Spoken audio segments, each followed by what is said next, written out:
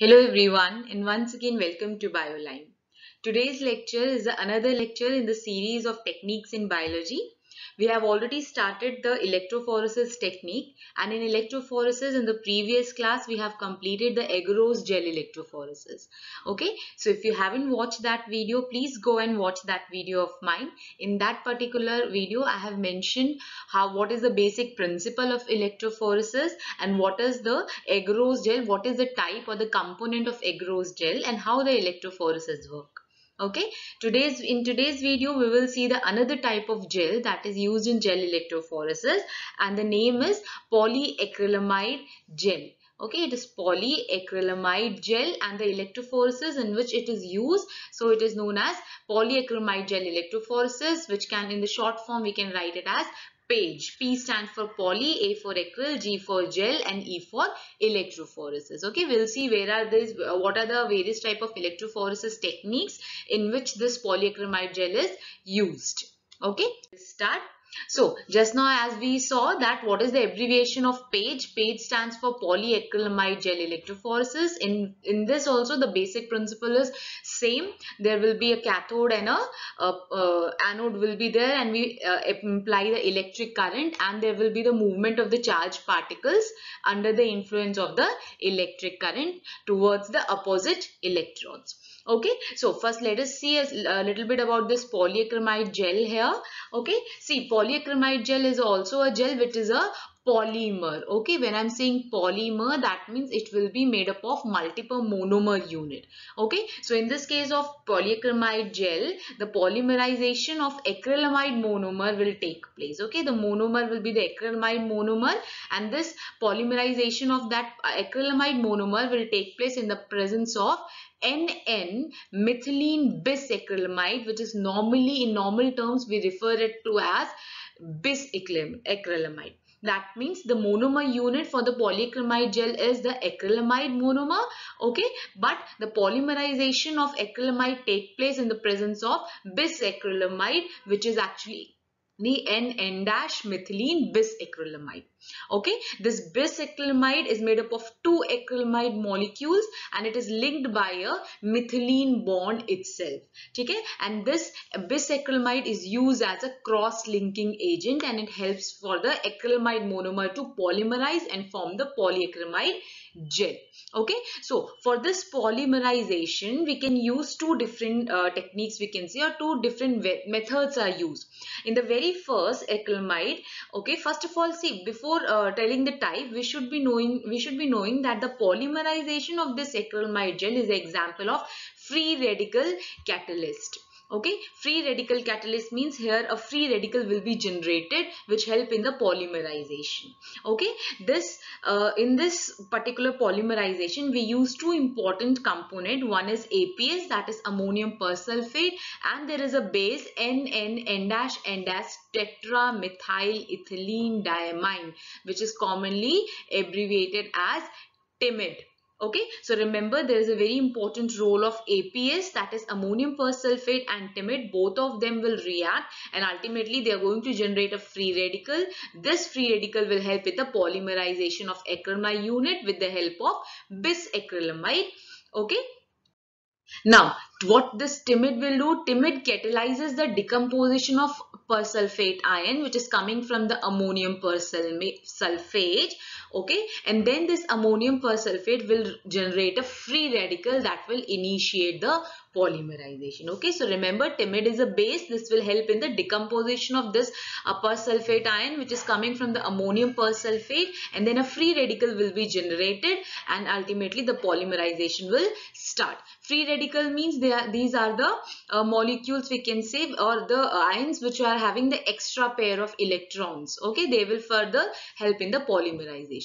Now this is the first method in which we can use TIMID and APS for the polymerization of gel. Apart from that, the another method for polymerization is photopolymerization. Okay, in this method we use the light. We use a light, bright light. We use bright light instead of TIMID and APS. Okay, now in this case what is happening here, the ammonium persulfate, that is the APS and TIMID, they are replaced by riboflavin. Okay, instead of timid and APS, we are adding riboflavin here, and then the gel is poured in place of a front light, in the front of the bright light for almost 23 hours. Okay, because it is the photopolymerization, we will be using bright light here. Okay, what this bright light will do, it will cause a photo decomposition of riboflavin. The riboflavin will decompose, and in this case the riboflavin is going to generate the free radical, which will ultimately initiate the polymerization. Getting my point? So in the first case, what was happening? The timid was decomposing APS, and then the free radical was generated, and that free radical was then initiating the polymerization. In the second case, what we are using? We are not using APS in timid. Instead of this, we are using riboflavin, and we are keeping that gel in front of the bright light for 23 hours. Then this bright light will decompose this riboflavin, which will further generate the free radical, and then ultimately the polymerization of the gel will be initiated. The basic method and everything is same that we have studied for the gel preparation and all we have studied in the previous videos. Okay.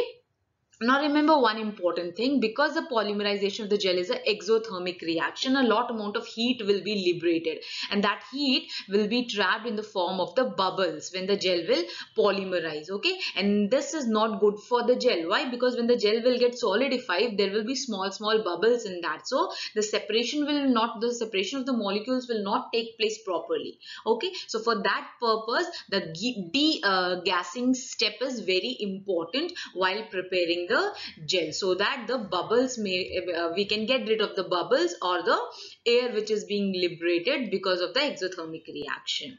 Okay, now see, this acrylamide gel, the percentage of the gel can be from 3 to 30% acrylamide. Okay, and we have हमने वैसे भी पहले भी देखा था, we have seen that if we have high percentage of gel, that means the pore size of the gel will be very small. Okay, and if you have low percentage gel, if you use low percentage of gel, then the pore size of the gel will be high. Okay, now see here, low percentage acrylamide is generally used to separate the DNA. When we use the acrylamide gel for the separation of DNA, then we go for the low percentage so that the pore size may increase. Okay, but gels between 10% to 20% acrylamide which have small pore size can be used for the separation of protein. See, majorly this particular gel we use it for the protein separation when the percentage of the gel is high, so that the pore size may become small and the small proteins can be separated. Fine. Now see, there are various type of electrophoresis in which the polyacrylamide gel is used, like native page, SDS page, and IEF. IEF stands for isoelectric focusing gel. We will deal with all three of these type in one by one, and also remember they all are the example of 1D electrophoresis. Okay, one-dimensional electrophoresis. These three are the example of the one-dimensional electrophoresis. Fine. Now, okay, first of all, we will start with the SDS page. Okay, SDS page here, page the same जैसे हमने पहले भी पढ़ा था. The full form of page is polyacrylamide gel electrophoresis. Here we'll be using a special chemical or a special agent here, which is SDS, and this SDS stands for sodium dodosyl sulfate. Okay, sodium dodosyl sulfate. So in the short form, we call it as SDS page, the page in which we are using SDS here. Okay, now see, this particular SDS page is used for analyzing the protein mixture. Okay, it is used for separating the protein, purifying the protein, and also analyzing its relative molecular mass of the protein. Okay, we can use for protein purification and also to analyze the relative molecular mass of the protein. Okay, here remember the separation of the protein will take place according to the sizes. Okay, this is very important. You have to remember that in SDS page, the separation of protein take place according to their size, okay, not charge. Okay, why, we will see further. Let us first of all see what is SDS here. Okay, SDS is an example of a detergent and it is anionic in nature. Anionic means it is negatively charged. Okay, it is an anionic detergent. Okay, and what is its function? It has a strong protein denaturing effect. Okay, it will break the protein's native structure. Okay, the tertiary structure of the proteins will be, tertiary or quaternary structure of the protein will be broken down, and ultimately the protein will reach to their primary structure. That will, they will come in the form of a long chain of amino acids joined by the peptide bond. Okay, this is the effect of SDS. Okay, now see what the sample which we will be, the sample of, actually this is the, we will write here the protein, the sample or the protein mixture that we will be separating here. Before applying it into the gel, first of all we will boil the sample mixture 5 minutes with the sample buffer. Okay, now sample buffer is a mixture of some components, like two important components right now that we have to remember. One is the SDS and BME, that is beta mercaptoethanol. Okay, so before pouring the sample into the well, what we will do, we have to boil the sample for 5 minutes with BME, that is beta mercaptoethanol, and with the SDS. Okay, so what is the purpose of this? What is the purpose of boiling the samples of a sample means the protein mixture with BME and SDS here? Let us understand. See, first of all we'll see what will happen here. See, beta mercaptoethanol, it is a reducing agent. Remember that. Okay, it is a reducing agent and it will reduce the disulfide bridges. Okay, or we can say disulfide bonds which are present in the protein, which hold the protein's tertiary structure together. Okay, that means it is also a protein denaturing agent. Okay, and specifically it is going to break the disulfide bonds which are present in the protein, and that disulfide bond help to maintain the tertiary structures of the protein. So what this beta mercaptoethanol will do, it is going to reduce the disulfide bond. This is the disulfide bond. When you add beta mercaptoethanol here, what will happen? The disulfide bonds will get reduced and the tertiary structure of the protein are going to break. Fine. What the SDS do? Just now we saw that SDS is a very strong, it is a protein denaturing agent and it is going to bind to the proteins. Fine. What happens? See, as we saw that SDS is anionic, it is having negatively charged. So when the SDS is going to bind to the protein, it will completely swap the charge of the protein and give a negative charge to the protein. Okay, for example, see, if this is the protein molecule, SDS is going to bind here, and because SDS is negatively charged, then what will happen? The own charge, the native charge of the protein will be gone. It will be swapped away and the protein will become negatively charged. So remember here, just now in the previous slide we saw that the separation is not on the basis of charge. Why? Because all the proteins are going to be negatively charged. Why? Because SDS will bind to all of the proteins. ठीक है, सभी proteins पे SDS bind कर जाएगा and ultimately all the proteins will become negatively charged, so their own charge will be gone. Okay, now and see what is the function of here. This protein, if there is any chance for this protein to roll back or to take its original or its native structure again, what will happen? Because SDS is bind here, SDS, the negative charge will repel each other and the protein could not go back into its original structure or its native structure. So the protein's rod shaped structure will be maintained here. Fine. Next, a general point to remember is that one SDS molecule will bind for every 2 amino acid. Okay, for 2 amino acid, one SDS molecule is going to bind with these two. Okay, just now we saw the rod shaped structure will remain or it will maintained because of the negatively charged SDS which will be present on the proteins. The proteins will not be able to fold, they will ripple, and a rod shape structure will be maintained. Okay, they could not return to the conformation, and they will be on the rod in the shape of the rod. Okay, this is a diagram. You can see here, this is a protein which is having the tertiary structures. Okay, and you can see here the disulfide bond is present. Here also disulfide bond is present. Once you will add beta mercaptoethanol here, this is the BME. What is this beta mercaptoethanol is doing? You can see here it is just breaking this disulfide bond by reducing them. Okay, these bonds will be reduced, and when you will add SDS, so what is this? You can see the SDS is negatively charged. Ultimately the bonds will be broken down here, and the protein will come in the rod shaped structure. You can see the disulfide bond, the sulfide bonds here are reduced. Okay, and you can see this this color, this orangish color is the protein.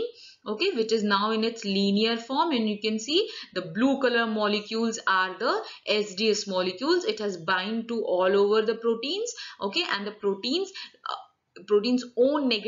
own charge is being masked, and the proteins will become negatively charged. Okay, you can see this is the large protein, this is a small protein, but all the proteins have now become negatively charged. Okay, so when we will run these proteins in the gel, then we will see according to their size, okay, according to their molecular mass, they will run, because the charge is negative all over the proteins. They will be separated according to their molecular mass, according to their size. Fine. Now, in SDS page, see, because this SDS page is actually a long topic, so I'll divide this topic in two parts. In two parts, one is the page 1 and page 2. Okay, we'll study the working and everything in the next part. Today, we'll just see some important buffers or the terms that we will be using for the preparation of the SDS page. Okay, in SDS page, we'll be using a term known as running buffer. Okay, running buffer, it will be a solution or a buffer which will contain tris, glycine, SDS, and remember the pH will be 8.3 here. Okay, this 8.3 is the pH of the running buffer. We know the function of SDS, that SDS will help in the in keeping the proteins linear, and it will give the negative charge to the protein.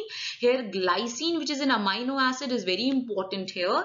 Okay, and this play a very important role, okay, in the stacking gel. We will see here what is stacking and dissolving gel and everything we'll see in the next part of this particular video. Just remember, this is a glycine is amino acid which has a very important role here in the separation of the proteins and all. We will see how it works. Okay, now remember, in this SDS page we have two type of gels. One is the stacking gel and the another one is resolving gel. Okay, stacking gel and resolving gel. We prepared two gels here. One, okay, one on another. We have two layers of gel here. Okay, one is the stacking gel is on the top. In this stacking gel, there will be wells in which the samples will be loaded, and bottom to it will be the resolving gel. Okay, how it is prepared and what is the difference in everything we will see later on. Let us see how these gels are prepared. See, the composition of the gels are common. That is tris HCl is there, acrylamide, water, SDS, ammonium persulfate, timid will be there. Only the difference will be in the pH value of these two gels. Okay. Now we have seen keep APS, that is ammonium persulfate, and timid. The function is for the polymerization. The HCl will give the chlorine ion, and this chlorine ion is going to work with the glycine ion in the stacking gel and help in the proper separation for the protein. How it will be done, we will see in the next part of this particular video. The last thing that we need to know about the page is the sample loading buffer. The sample loading buffer means it is a buffer in which we are going to mix our protein sample or a protein mixture, and then we will mix it, load it into the well of the gel. Okay, so the sample loading buffer also contains tris HCl, SDS, glycerol, beta mercaptoethanol, that is BME, and a bromophenol blue. Okay, we already know the function of SDS and beta mercaptoethanol for protein denaturation and keeping the protein in the linearized form and giving them the overall negative charge. Okay, now what is the function of glycerol here? We have already seen this in the previous video, that glycerol is going to add the density to the sample. Okay, this with the help of the density or the glycerol, the sample, when you're going to drop the sample into the well, the sample reaches to the bottom of the loading wells. Okay, and it doesn't diffuses out. Okay, then it will not come out of the well. Okay, so that's why, for the sample to be inside the well, if this is the well, okay, for the sample to be present at the bottom of the well, there should be some density, and that density is given by the glycerol. Ultimately, we have a tracking dye, that is bromophenol blue, and this bromophenol blue will help in the visualization of the sample in the well and their movement through the gel. When the electricity is provided, then how the bands are moving, the sample is moving, till what point it has reached, everything we can visualize with the help of a blue color bromophenol dye. Okay, so this is all about the first part of the page. In the next video, we will see the working of the page, that what is the composition and what is the function of using two different type of gels here. Okay, and application of page, and what is the major drawback of SDS page. Fine everyone, so if you like the video, please hit the like button and do subscribe the channel, and also please do share this video with all your friends, so that it can be useful to more and more people. Okay, so stay tuned to see the second part of this video. Okay, till then, goodbye everyone.